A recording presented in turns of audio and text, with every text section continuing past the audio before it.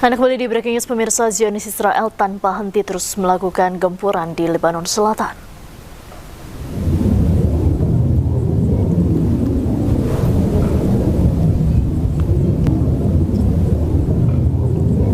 Pesawat jet tempur Israel terus melakukan serangan di permukiman warga di Lebanon Selatan.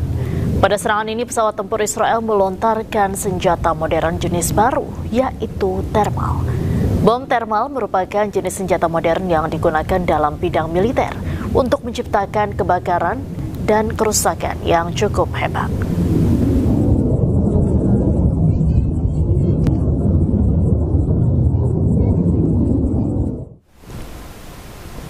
Sementara itu, meski menghadapi Amerika Serikat, sebuah negara adidaya dari segi militer, Iran tidak gentar. Pasukan Garda Revolusi Islam Iran bahkan kembali memamerkan fasilitas militer bawah tanah mereka melalui media sosial.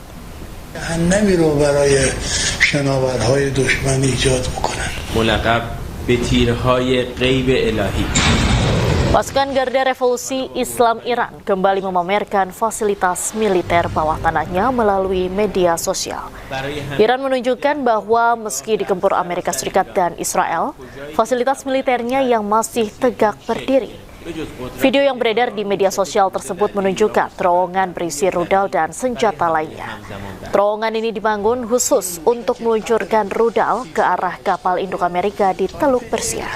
Fasilitas ini sangat kokoh dan dirancang agar sulit dihancurkan oleh serangan udara musuh.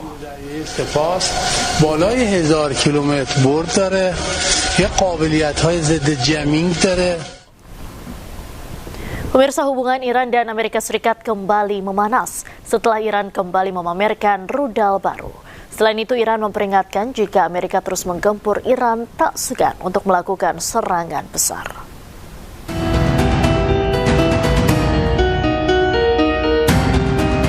Melalui akun resmi IRGC Press, pasukan Garda Revolusi Islam Iran pamerkan rudal baru jika perang Iran antara Israel dan Amerika Serikat terus berlanjut. Selain itu, pasukan Garda Revolusi Islam Iran akan mengungkapkan kemampuan militer yang tidak diketahui musuh. Iran peringatkan jika Amerika terus menggempur, Iran tak akan segan untuk melakukan serangan besar.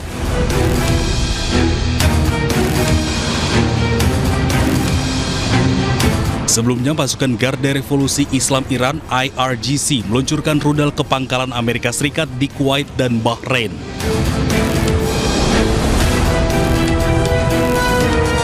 IRGC mengatakan serangan itu merupakan serangan balasan terhadap agresi Amerika baru-baru ini terhadap situs-situs pesisir Iran.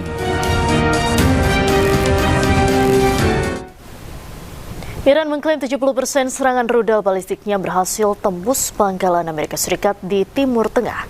3 pangkalan Amerika Serikat yang menjadi target Iran berada di Yordania, Kuwait, dan juga Bahrain.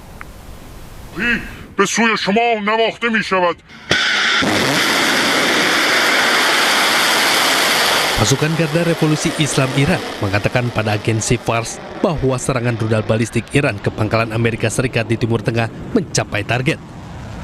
Target objek yang menjadi sasaran rudal balistik Iran mencapai 21 target militer Amerika Serikat di kawasan Timur Tengah atau 70% berhasil dihancurkan.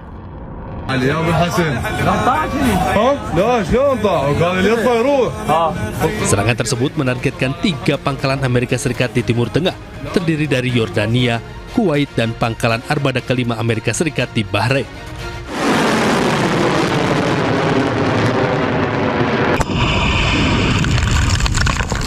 Sebelumnya, serangan rudal balistik Iran juga menghancurkan pangkalan udara Ali Al-Salim milik Amerika Serikat di Kuwait. Dari video satelit yang dirilis oleh media Tasnim, dampak serangan rudal balistik ini mengakibatkan hancurnya hanggar penyimpanan pesawat tempur dan drone milik Amerika Serikat. Jelang puncak pemakaman pemimpin tertinggi Iran Ali Khamenei, jutaan warga Iran berkumpul memberikan penghormatan terakhirnya.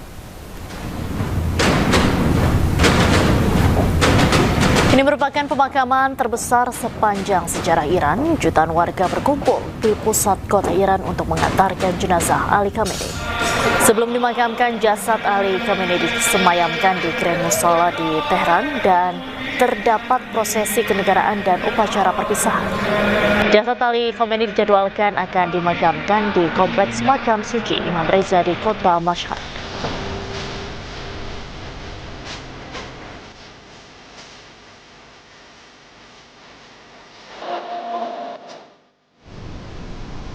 Usai kepergian Ali Khamenei, Mojtaba Khamenei ditunjuk sebagai pemimpin tertinggi Iran menggantikan sang ayah yang telah wafat, Ayatollah Ali Khamenei.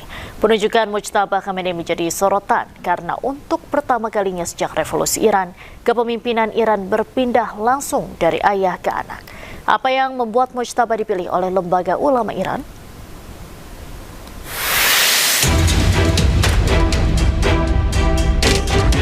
Mojtaba Khamenei.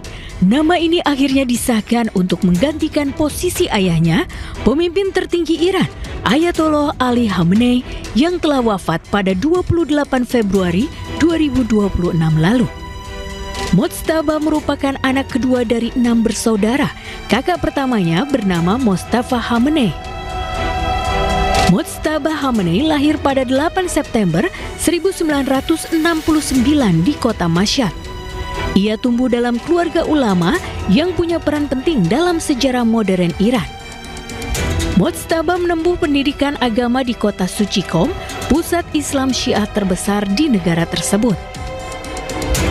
Selama ayahnya menjadi pemimpin tertinggi di Iran, Mojtaba Khamenei disebut-sebut cukup berperan di balik layar kekuasaan. Ia dianggap sebagai penghubung antara lingkaran kekuasaan dengan lembaga keamanan negara, termasuk Korps Garda Revolusi Iran atau ARGC. Di Iran, status keulamaan Mojtaba Khamenei adalah ulama Syiah tingkat menengah. Hingga sekarang, ia belum dianggap sebagai ayatollah besar. Tetapi ayahnya, Ayatollah Ali Khamenei, awalnya juga bukan ayatollah besar saat dipilih pada tahun 1989. Tetapi mendiang Ayatollah Ali Khamenei kemudian dinaikkan status keagamaannya setelah terpilih. Kematian Ayatollah Ali Khamenei akibat serangan Amerika Serikat dan Israel membawa tantangan baru bagi Iran. Negara ini memiliki sistem, proses, dan lembaga tersendiri dalam memilih pemimpin tertingginya setelah Khamenei wafat.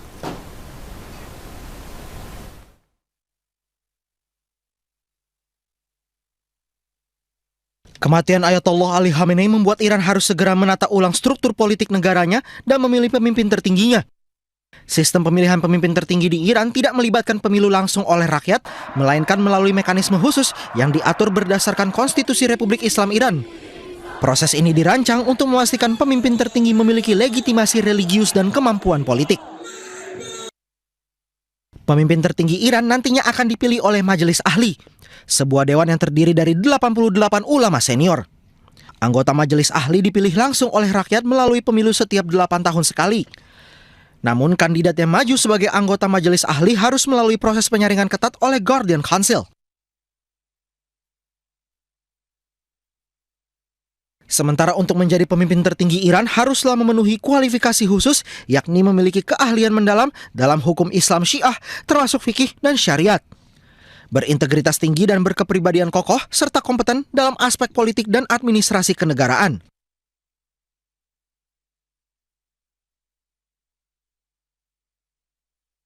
Setelah Khamenei wafat, muncul sejumlah nama kandidat yang dianggap memiliki peluang besar menggantikan Khamenei. Yang pertama adalah Mojtaba Khamenei. Ia merupakan putra kedua Khamenei dan dikenal memiliki pengaruh besar dan hubungan kuat dengan Korps Garda Revolusi Islam. Lalu ada Ali Reza Arafi yang merupakan ulama dan saat ini menjabat sebagai wakil ketua Majelis Ahli. Kandidat ketiga adalah Muhammad Mehdi Mir Bagheri yang merupakan ulama garis keras dan dikenal sebagai penentang Barat. Lalu ada Hasan Khomeini yang merupakan cucu pendiri Republik Islam Iran Ayatollah Ruhollah Khomeini. Dan kandidat kelima adalah Hashim Hosseini Bushiri, ia merupakan ulama senior dan wakil ketua pertama Majelis Ahli. Pemirsa, Iran menggelar rangkaian upacara penghormatan dan pemakaman bagi pemimpin tertinggi Iran Ayatollah Ali Khamenei.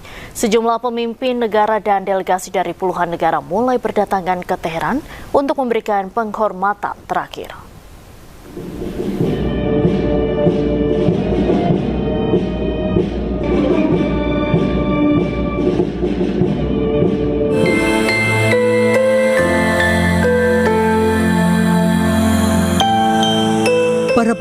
agama dan delegasi dari Asia, Eropa, dan Timur Tengah mulai berdatangan ke Teheran untuk memberikan penghormatan terakhir kepada pemimpin tertinggi Iran, Ayatollah Ali Khamenei.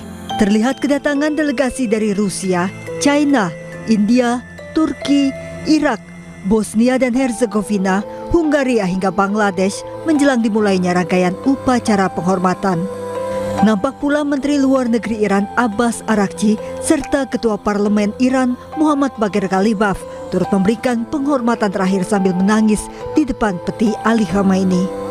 Iran menyebut lebih dari 90 negara mengirimkan delegasi resmi dan tokoh agama untuk menghadiri prosesi tersebut, termasuk Perdana Menteri Pakistan Shehbaz Sharif, Presiden Irak Nizar Amidi, serta perwakilan senior dari Rusia, China, India, Oman, dan Arab Saudi. Pemerintah Iran menjadwalkan prosesi penghormatan dimulai pada 4 Juli di Masjid Imam Khomeini, Teheran. Ribuan pelayat diperkirakan akan memadati ibu kota Iran selama 2 hari ke depan.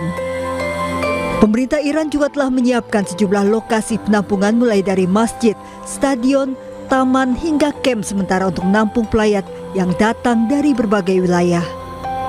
Prosesi pemakaman umum dijadwalkan pada tanggal 6 Juli, setelah itu upacara akan berpindah ke kota Qom pada tanggal 7 Juli. Prosesi pemakaman dijadwalkan akan diakhiri dengan penguburan Khamenei di makam Imam Reza di Mashhad pada tanggal 9 Juli. Sebelumnya Khamenei tewas pada hari pertama serangan AS dan Israel yang memicu perang Iran terbaru. Teheran mengkonfirmasi kematian pemimpin tertinggi dan menunjuk putranya Mojtaba Khomeini sebagai penggantinya. Pemirsa, Presiden Amerika Serikat Donald Trump menyebut Iran sangat ingin berdamai dengan Amerika. Ia juga mengklaim Washington sengaja memberikan Iran waktu istirahat seminggu untuk menggelar rangkaian upacara pemakaman pemimpin tertinggi Iran, Ayatollah Ali Khamenei, karena Amerika Serikat baik. We beat Venezuela in one day, and we knocked the hell out of Iran. They're dying to settle. They want to settle so badly. We gave them a week off for a funeral because we're nice. It's true. For 250 years, the entire world has looked to our country and been inspired by the leaps of progress, feats of strength, and acts of selflessness, faith, and hope that could only have happened right here. Pemirsa, miris hingga saat ini kondisi Gaza masih terus mendapatkan serangan dari tentara Zionis Israel. Kejahatan perang terus dilakukan.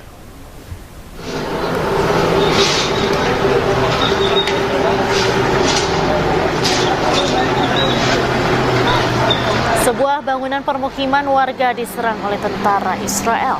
Penyerangan ini terjadi di kawasan Khan Yunis, Palestina. Diketahui bangunan tersebut berisikan keluarga masyarakat sipil. Genosida masih terjadi di Gaza dan dilakukan pada siang hari.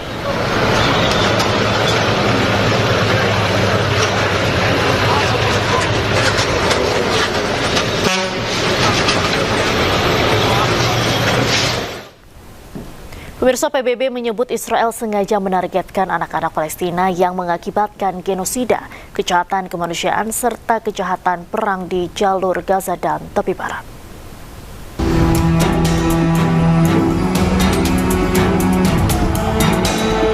Komisi Penyelidikan Independen PBB untuk wilayah Palestina menyimpulkan pasukan Israel sengaja menjadikan anak-anak Palestina sasaran utama dalam operasi militernya di Gaza.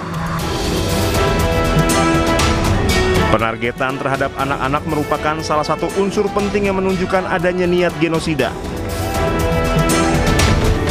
Sejak perang pecah 7 Oktober 2023, berbagai bentuk pelanggaran terhadap anak-anak terjadi, mulai dari penembakan menggunakan senjata presisi, penghancuran sekolah dan rumah sakit, hingga dampak blokade yang memicu kelaparan dan memburuknya layanan kesehatan. Pembunuhan dan luka berat terhadap anak-anak tetap terjadi bahkan setelah gencatan senjata pada Oktober 2025. PBB mencatat lebih dari 20.000 anak tewas di Gaza. Selain di Gaza, 213 anak Palestina tewas di tepi barat. Selain itu, 459 gedung sekolah di Gaza terkena serangan langsung. Lebih dari 97% sekolah hancur. Akibatnya 600.000 lebih anak kehilangan akses pendidikan formal selama 3 tahun ajaran. Blokade Israel juga menyebabkan 151 anak meninggal akibat malnutrisi. Israel terus melakukan genosida, kejahatan terhadap kemanusiaan, dan kejahatan perang di Gaza serta kejahatan perang di tepi barat. Di tengah puing-puing kehancuran akibat perang di jalur Gaza, sebuah mural menjadi simbol perlawanan dan harapan. Seorang seniman Palestina mengabadikan sosok dokter sebagai bentuk penghormatan, sekaligus seruan agar segera dibebaskan dari tahanan Israel.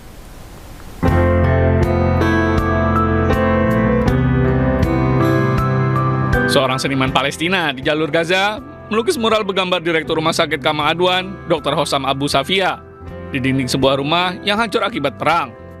Sang seniman Al-Qarsali menyiapkan cat dan perlengkapan melukis sebelum mengubah dinding penuh puing menjadi karya seni yang syarat makna. Melalui mural tersebut, Al-Qarsali menyebut Dr. Abu Safia sebagai pahlawan Palestina karena tetap bertahan di Gaza Utara untuk merawat pasien dan anak-anak meski nyawanya berada dalam bahaya. Ia juga menuding dokter tersebut ditahan tanpa dakwaan dan mengalami penyiksaan, meski tidak dituduh melakukan tindakan pidana. دكتور حسام أبو صفية بعني لي بطل من أبطال فلسطين. دكتور حسام أبو صفية ضحى بحياته عشان يضل مع مرضاه، عشان يضل مع الأطفال، عشان يضل مع المصابين. ضلوا في شمال غزة وما طلعش، ومع هيك انأسر بتهمة مش موجودة وتعذب وهو ملوش ذنب. فالدكتور حسام أبو صفية لازم يطلع ولازم يتم الإفراج عنه من الأسر اللي هو فيه. Dr. Hossam Abu Safia. Dr. Abu Safia merupakan salah satu dari 737 tenaga kesehatan yang ditahan Zionis Israel sejak konflik bersenjata di jalur Gaza dimulai. Demikian breaking news Perang Timur Tengah kali ini, pemirsa. Sesaat lagi Anda dapat menyaksikan program Realita bersama rekan saya, Aya Nufus. Saya Diandra Mukni pamit undur diri. Terima kasih, sampai jumpa.